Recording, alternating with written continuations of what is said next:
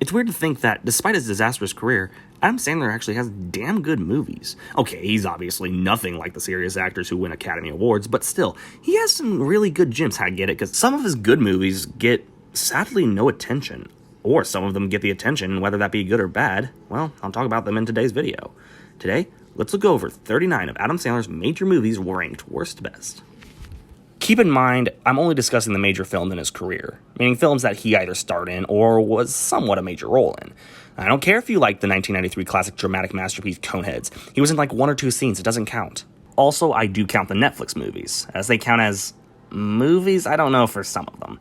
But we'll get to that when we get to that. Finally, I won't count movies he only produced. I don't care if you like the 2001 hit dramatic powerhouse Joe Dirt. It doesn't count, he only produced it. Anyway, let's get into the ranking. Jill Sadelstein, come on down!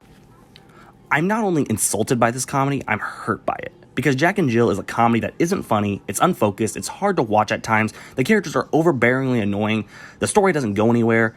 I can't believe that in the first 20 minutes, I already felt more comedic timing and freaking Holmes and Watson. Help! Fire! Call the fire!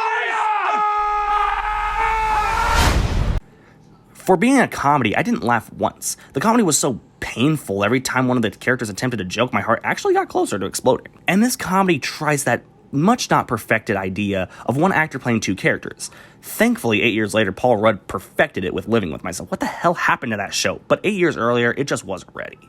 On top of that, the characters are all so unlikable. Sandler as Jack and Jill is just the most annoying 2 characters, 1 actor story yet. It's also hard to watch. See, the pony's legs got broken because Jill is fat. Yeah, I don't know what else to say. It's so appalling that I might, in the near future, do a video on why it's not only Sandler's worst movie, but one of the worst comedies I've ever watched. People gonna lose their shit! If Jack and Jill is Adam Sandler's worst movie overall, The Ridiculous Six is his worst Netflix movie. It's a damn slap in the face to great westerns. The Good, the Bad, and the Ugly, The Magnificent Seven, The Hateful Eight, A Million Ways to Die. But what I noticed is, outside of the fact that it insults The Hateful Eight, it's not even funny. Like Jack and Jill, I didn't laugh once. It was cringy to watch. Its prime joke is when a donkey shits on Rob Schneider's racial stereotype of a character. I just can't believe this exists. Especially since Schneider is the only member of the original Sandler crew in this movie. But we have cool Twilight Man and funny Old Spice Man and Luke Wilson and funny Ice Ice Baby Man.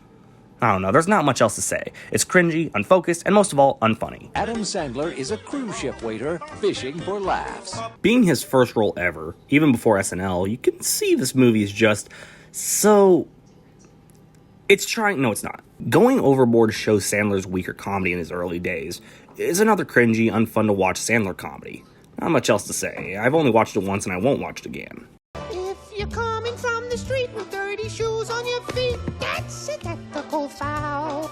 If Jack and Jill is his worst overall movie and Ridiculous Six is his worst Netflix movie, 8 Crazy Nights is his worst animated movie. Again, it's either that or Hotel Transylvania, but you get the gist. It not only makes Sandler's Davy incredibly unlikable and unfunny, but it's another movie where the one actor plays 2 characters. Kill me. The animation is so good that it's kind of ruined by the fact that his company weighs such crap. Whitey is the most incredibly annoying Adam Sandler character ever. He's equivalent to an annoying Peanut skit from a Jeff Dunham show. It can be funny if the writer-actor was trying. Its prime jokes are a deer eating shit, alongside Sandler's Davy humping his car. I can only think of one thing that could make this movie worse. If it was a musical. Take a whiz in those flowers! I'll say, hit the show! No comment, next movie. King. It's appalling this movie exists because, well, he gave Kevin James another reason to be in another one of his movies. The story is Adam Sandler and funny Zookeeper man pretend to be gay to receive domestic partner benefits. Not only is this concept incredibly all over the place, but Sandler's Chuck and James's Larry aren't even very likable. They had Dan Aykroyd and didn't give him anything funny to say. This guy is part of the Ghostbusters, a longtime SNL comedian. Give him something. I didn't laugh at him once.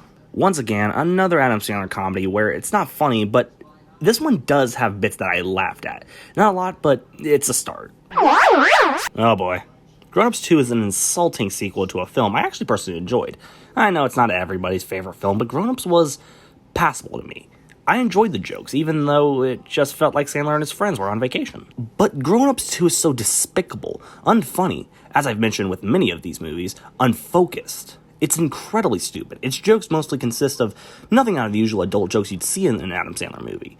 There's a scene where funny llama man gets stuck in a tire, and oh boy, he goes down the road in a tire. Kill me. What I'm trying to get at is, despite some of these funny jokes in the first film, they didn't bother trying to replicate that comedy, and it hurts the movie. They didn't even bring Rob Schneider back. I can't tell if that's good or bad, somewhere in between. This film is just a slap in the face of a film I personally liked. But I don't feel better. You feel worse. I'll give you Ferrari for free. Bedtime Stories is the beginning of the movies I don't technically hate, but they're not good either. Adam Sandler plays the uncle who tells stories. He plays a father figure in some ways. Yeah, kind of like... Okay, so it's not quite Big Daddy, in that the relationship between the adult and the kids isn't good in the slightest. But as I said, this is the start of the movies that aren't disastrous to watch, so there are some good things about it.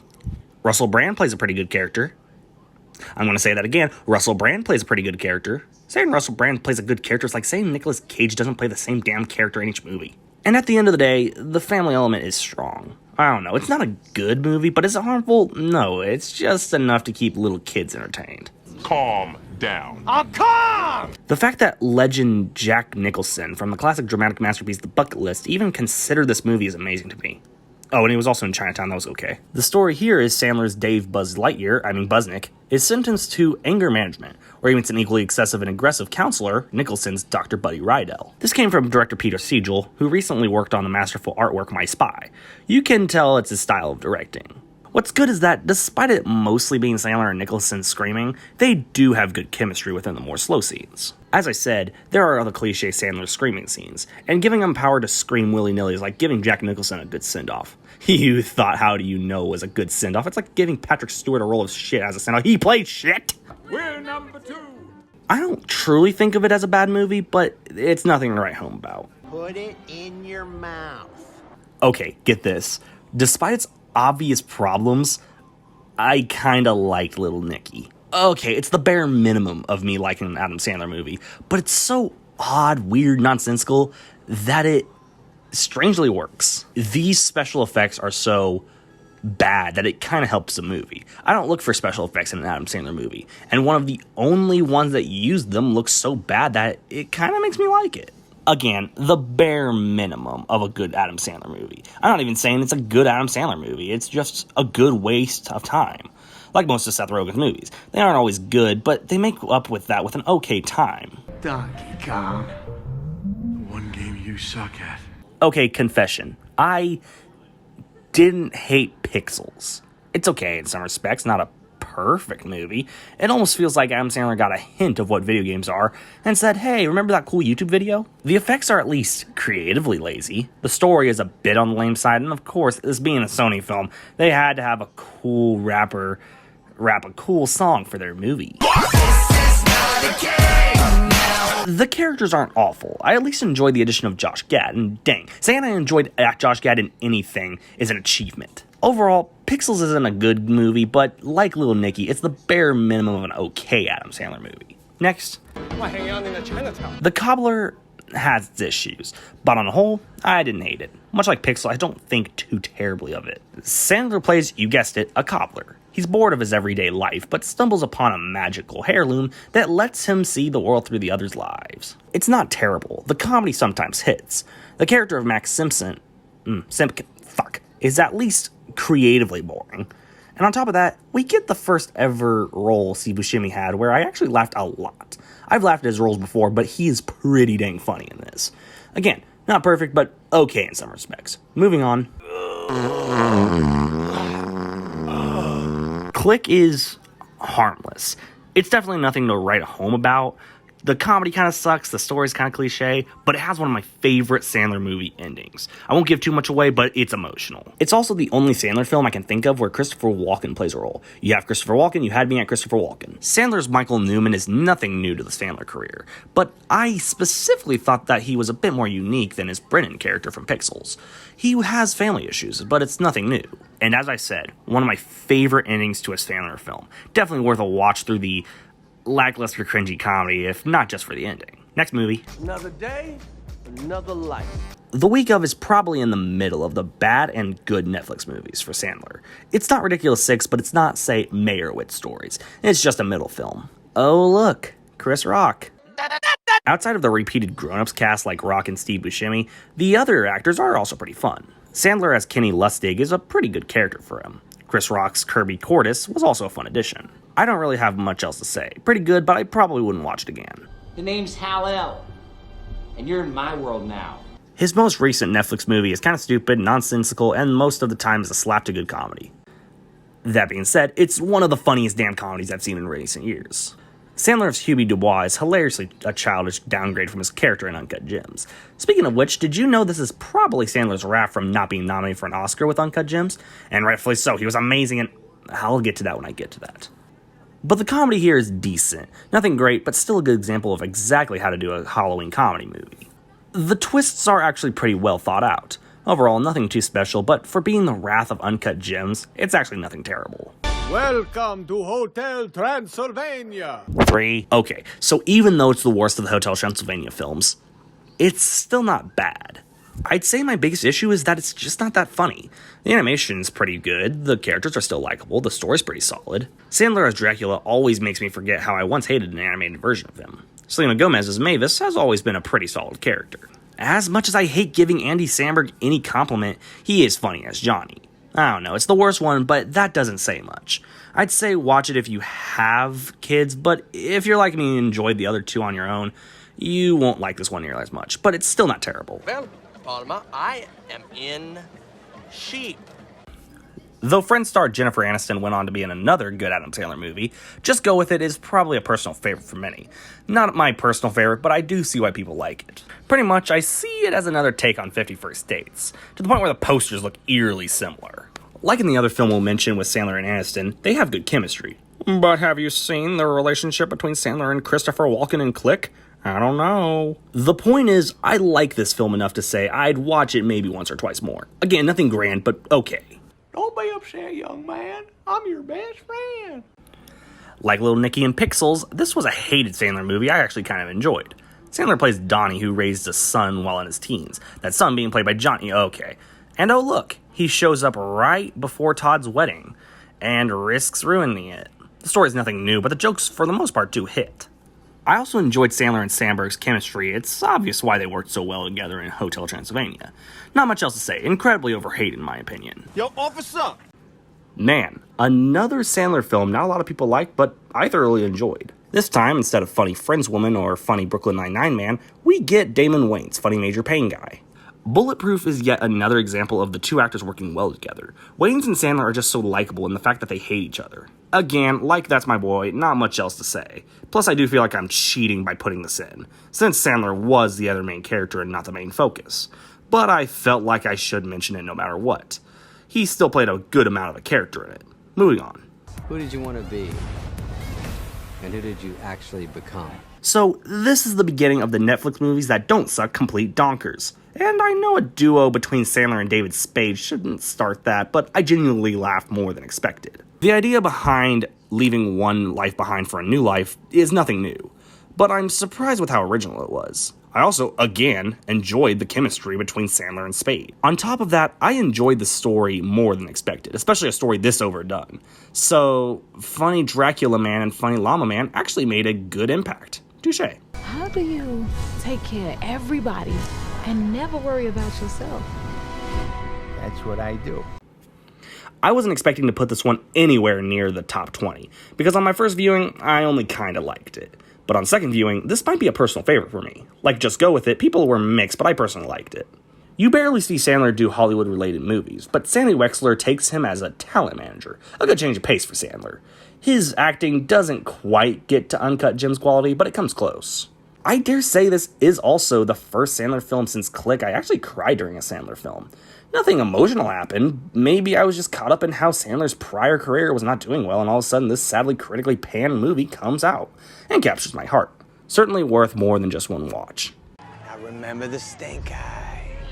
Screw you, it's number 19 and it's gonna stay there. I never understood the hate behind Blended. It was funny, it was clever, it was different. Why do these comedies that are different and funny get such shit?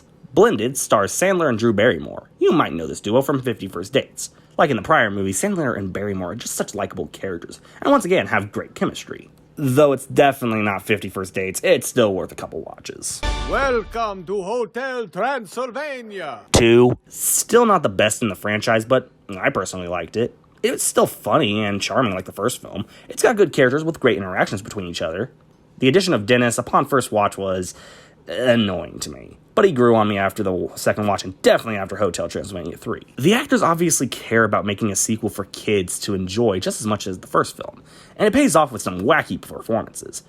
Admittedly, Keegan-Michael Key replacing CeeLo Green as Murray was...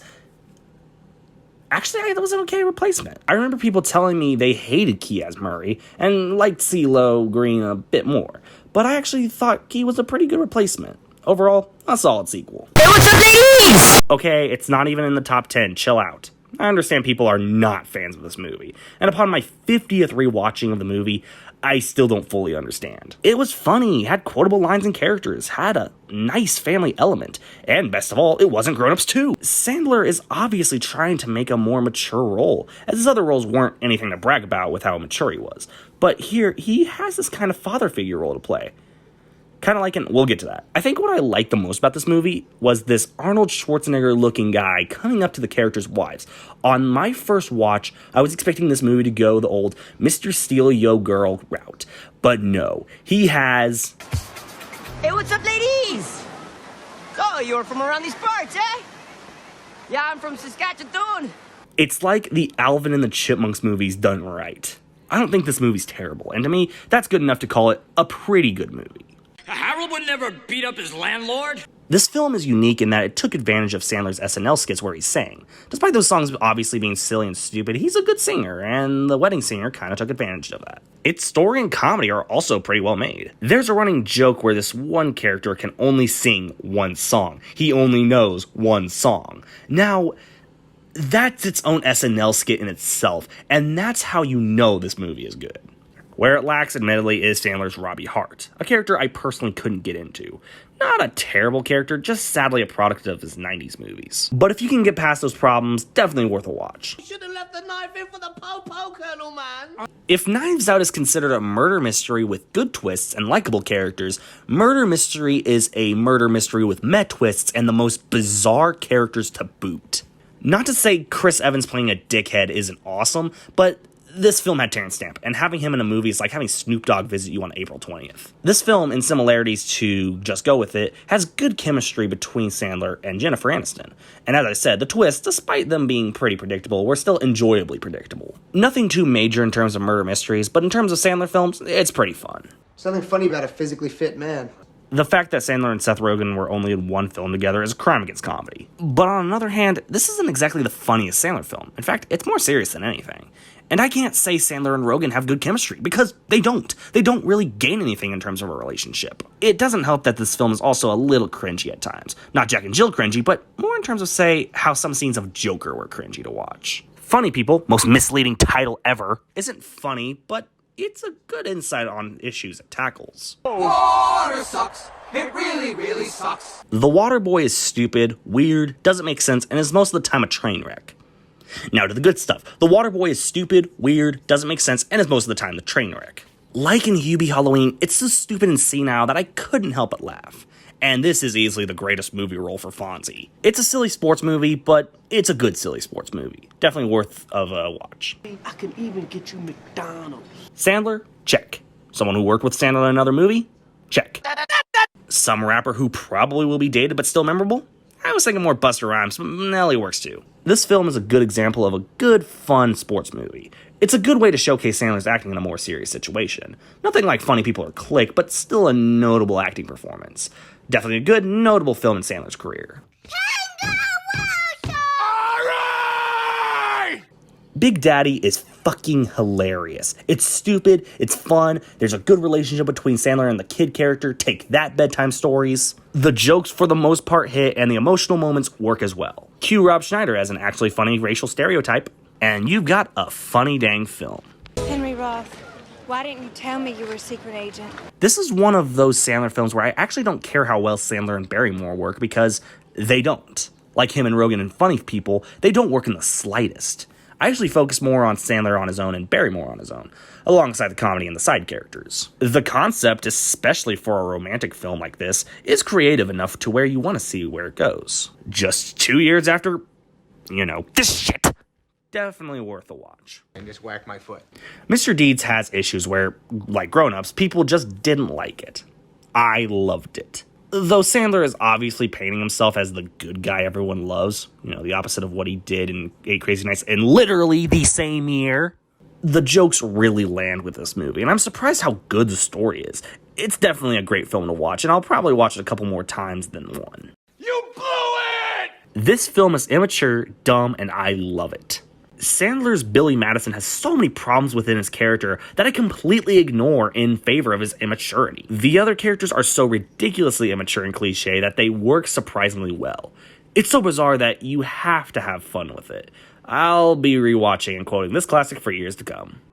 I didn't even see the dog. That's how fucked up I still am.